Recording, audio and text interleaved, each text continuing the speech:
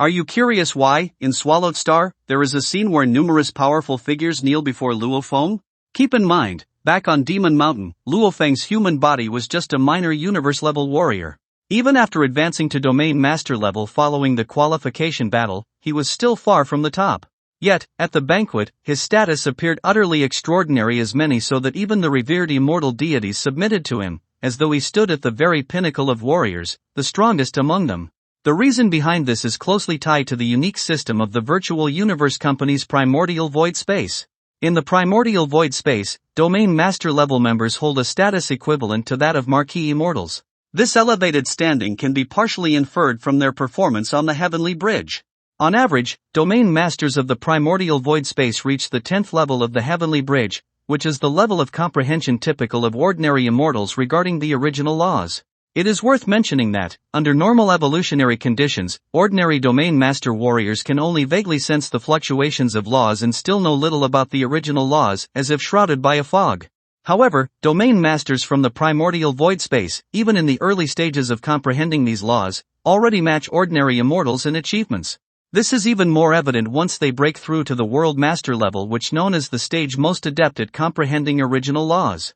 Hence, when Primordial Void Space's World Masters break their shackles, they almost all possess at least the power of a Marquee Immortal. Therefore, during the banquet, immortals who had yet to reach the Marquee rank, or those of lower status, would kneel to these quasi-Marquee level individuals, that's the future Marquee Immortals, as a sign of respect.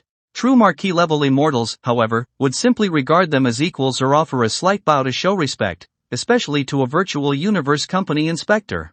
This indirectly suggests that Uncle Song, Man Luo's strength is likely below that of a Marquee Immortal. In fact, Immortal Army Lords are divided by power levels, lower, higher, and peak tiers. So, what exactly is Man Luo's strength? Although the animation does not directly state it, we can infer from subtle details. For instance, in the Chenwu Universe country, out of hundreds of Immortal Army Lords, Man Luo serves as the officer responsible for the nation's genius selection battle. This strongly implies he is at least a higher-tier Immortal Army Lord, as ordinary immortals would be unqualified for such an important role. For common immortals, even meeting a universe venerable, such as a universe country lord, is nearly impossible, let alone serving one. Compared to Man Luo's somewhat ambiguous power level, Dylan, who has long protected Luo Feng, has a more clearly defined role. He is an immortal whose strength approaches the Marquee level, a peak-tier Immortal Army Lord. His power is about 3 times that of a higher-tier Immortal Army Lord and 9 times that of a lower-tier one. Generally speaking, an immortal's strength is determined mainly by their depth of comprehension of upper original laws. This is because, when a World Master breaks through and becomes immortal, their body is refined by the original laws of the universe, transforming into a divine body composed of immortal divine power. The stability of this divine body is directly related to the depth of the warrior's understanding of the upper original laws, where the deeper the comprehension, the more stable the divine body, and the stronger the warrior. If 2 Immortal Army Lords were to fight to the death without any particularly powerful weapons, their comprehension of laws would be the decisive factor. In fierce battles, it is common for divine bodies to be shattered. A lower-tier Immortal Army Lord, due to lower divine body stability, might only withstand 5 or 6 complete destructions before being unable to reassemble, ultimately leading to total collapse and demise. In contrast, a peak-tier Immortal Army Lord can endure over 10 for such shattering. Just in terms of divine body reformation, the peak-tier Immortal holds a crushing advantage. This is precisely why Elder Kebu never dared to make a move against Luo Feng while he was comprehending the Beast God statue, as Dylan's vigilant protection left no opening. Moreover, the Zerg's order to the Golden Horned clan's spies was simply to find an opportunity for an ordinary immortal spy to assassinate Luo Feng. As I mentioned in my previous video, the Zerg never had many spies within the Golden Horned clan. While Luo Feng's talent was strong, it was not yet so extraordinary that the Zerg would sacrifice a Marquee-level immortal spy just to eliminate him. This indicates that Kebu's strength could only be that of an ordinary lower-tier Immortal Army Lord. Additionally, Kebu himself knew he was no match for Dylan. In Dylan's presence, he stood no chance of resisting. A fight would immediately alert the guard force, ensuring the assassination's failure and likely costing him his life. It is important to note that while Kebu was enslaved by soul control and could not defy or betray his master's orders, that did not mean he became a thoughtless puppet. He understood full well that taking that action would mean certain death and thus would not recklessly throw his life away. Moreover, the Zerg's order was to find an opportunity to act, not to carry out a forced, suicidal attack, as they had no desire to needlessly lose an Immortal-level spy. Previously, when I mentioned that domain master level members within the primordial void space could possess a level of law comprehension comparable to the most ordinary immortal army lords, you might have wondered whether Luo Feng's strength was already enough to contend with an ordinary immortal. The answer is no. Don't forget, the power of the original law creates an amplification effect on top of the warrior's own strength, and the basic strength of a 9th rank domain master is at least 10,000 times weaker than that of an immortal. Therefore, even if Luo Feng's comprehension of the law has reached the 10th level of the Heavenly Bridge, he still stands no chance against an ordinary immortal. But what about the 6th tier World Master level Masha Clan clone and the Golden Horned Beast? The answer is completely different. The Masha Clan clone is still incapable of challenging an immortal, but the Golden Horned Beast can. The reason lies in the Golden Horned Beast's life gene level, which is innately 10 times higher than that of an ordinary human warrior, and it has also practiced a secret cultivation manual that independently raises its life gene level by another threefold. On top of that, various enhancement secret techniques, especially its right hoof claw that has merged with 100 Blood River crystals which boost its strength to the level of an ordinary immortal. Of course, this is far beyond what a typical World Master level Golden Horned Beast could achieve. Generally speaking, a typical pinnacle World Master level Golden Horned Beast only has an internal world spanning 30 million kilometers. The world projection it can manifest can barely resist the law domain of an immortal level opponent, leaving it constantly at a disadvantage in battle and often forcing it to flee. However, Luo Feng's Golden Horned Beast clone is different. By devouring the optimal metal combination, Luo Feng's internal world has expanded to 60 million kilometers. A world projection of this scale can rival or even suppress an immortal's law domain, allowing him to confront an immortal head-on rather than being fully suppressed by the domain. Additionally, due to a mutation, the right hoof claw underwent a qualitative transformation, and when executing the heaven-tearing claw, the power it draws from the origin of the universe is enough to shake an immortal. As a result, despite Luo Feng's Golden Horned Beast clone still being at the 6th tier World Master level, this killer move alone allows it to step into the ranks of immortal-level combatants. However, this level of damage is limited to wounding an immortal, not killing. Given Luo Feng's current comprehension of the original law, he is still far from being able to kill even the most ordinary immortal-level powerhouse. Moreover, such wounds are almost negligible to an immortal. After all, an immortal's divine body is composed of divine power, and Luo Feng's Golden Horned Beast, still being World Master level, lacks the divine power required to annihilate an immortal's divine power, unless there is a fundamental transformation in his strength. As the saying goes, overwhelming power can break all rules. When the Golden Horned Beast's power reaches the point where it can shatter an immortal's divine body with a single strike, even if the immortal can reform their body, after suffering dozens or even hundreds of such attacks, they will inevitably meet their demise.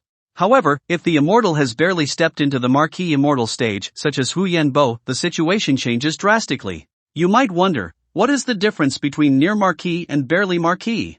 In terms of basic strength alone, the difference is minimal and nearly negligible.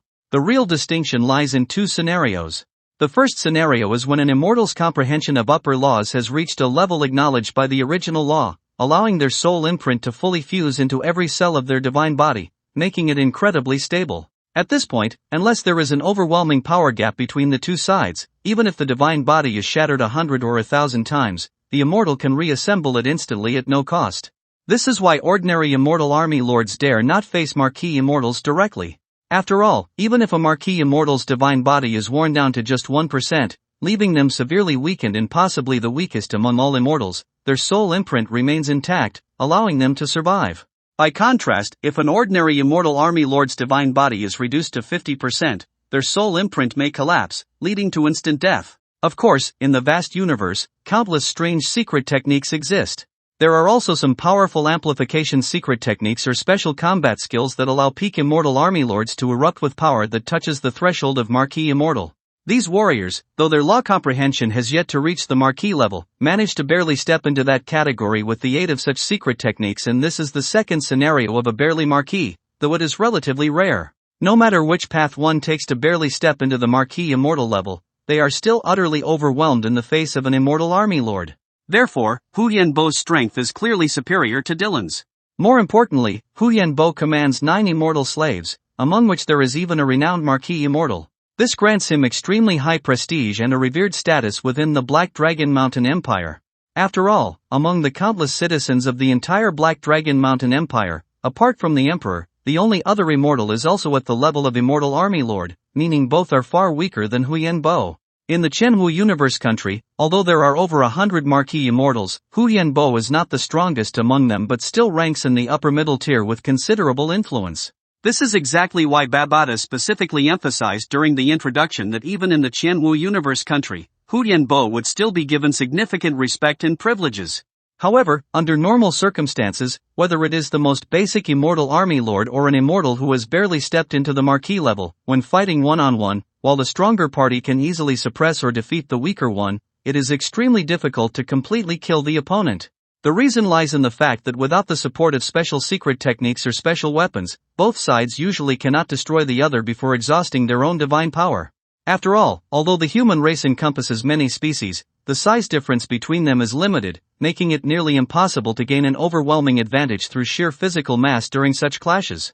For an immortal with only 1,000-fold world master's power or less, it is virtually impossible to obliterate a significant portion of the opponent's immortal divine body in a single strike. But once their comprehension of the upper laws advances, even a low-tier Marquee immortal can, through stronger resonance with the universe's origin, easily pierce through the divine body of a peak-tier immortal army lord with a single blow. This is the huge power gap between an immortal army lord and a Marquee immortal. For this very reason, had the assassin dispatched by the Zergbak then been a Marquee immortal instead of Kebu, even with Dylan's protection, Luo Feng would still have been doomed to die. Dylan simply did not have the strength to fend off a Marquee immortal's attack. Similarly, if Luo Feng had insisted on thoroughly investigating the corruption of Marquee Jinyu and Marquee Silver Snow, and these two marquises, enraged, decided to go all out, Luo Feng's life would have been in grave danger. After all, both of them are Marquee immortals. Moreover, as ministers ranking just below the national ruler among the hundreds of marquises in the Chenhu universe country, Marquee Jinyu controls the economic lifeline of the entire universe country, and Marquee Silver Snow commands a massive legion. Their combat power has likely reached the high or even peak tier of Marquee immortal. Especially Marquee Silver Snow, as the Minister of Military and Armaments, her strength is most likely above that of Marquee Jinyu, who is in charge of commerce. Such figures are capable of killing Dylan, let alone Luo Feng, who is merely a 9th-ranked domain master. Of course, the reason they have not acted violently is because they do not wish to provoke King Jinyan, nor do they dare to challenge the authority of the Virtual Universe Company. Hence, they have been humbly and diligently currying favor with Luo Feng. Luo Feng also understands the concept of no garden without weeds, and naturally does not go out of his way to trouble them. After all, as highly esteemed Marquee immortals, without sufficient benefit to motivate them, who would be willing to willingly execute monotonous and tedious duties repeatedly over thousands, tens of thousands, or even longer years? As long as they do not engage in large-scale slaughter of innocent beings, Luo Feng will not interfere lightly. Marquee Piyu, another high-ranking figure, who able to guard and oversee Demon Mountain long-term, her strength is certainly not limited to high-tier Marquee but likely has already reached peak Marquee immortal level. In the original novel, the divine general inheritance of Demon Mountain is divided into 3 stages, each granting immortals the potential to break through to Invincible King Immortal, Universe Venerable, or even Universe Overlord, provided they fully receive the inheritance. In fact, the original guardian of Demon Mountain was not Marquee Piyu but a being with Invincible King Immortal level strength. However, the animation adaptation simplified the inheritance into a single stage corresponding to Invincible King Immortal level. Therefore, the Universe Overlord level inheritance originally guarded by an Invincible King Immortal level powerhouse was changed to be protected by a peak Marquee Immortal, which became a logical shift. From this, it can be inferred that Marquee Piyu's strength has already reached peak Marquee Immortal, and when burning her divine body and attacking with full power, she could easily obliterate even in lower tier Marquee Immortal. For more comparative analysis on Immortal level combat power, I will present it to you in detail in the next video. Stay tuned. Well, that's all for this video. Thanks for watching this video. Wish you a wonderful day.